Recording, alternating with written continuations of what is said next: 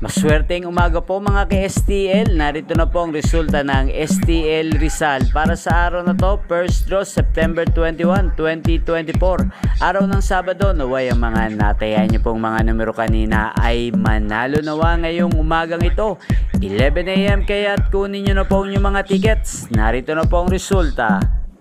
Para po sa STL Rizal, first draw result, ang mga numerong nanalo 28 at 30 in exact order sa lahat po ng tumaya kanina para sa first draw ng 28 at 30. Congrats po sa inyo, panalo po kayo.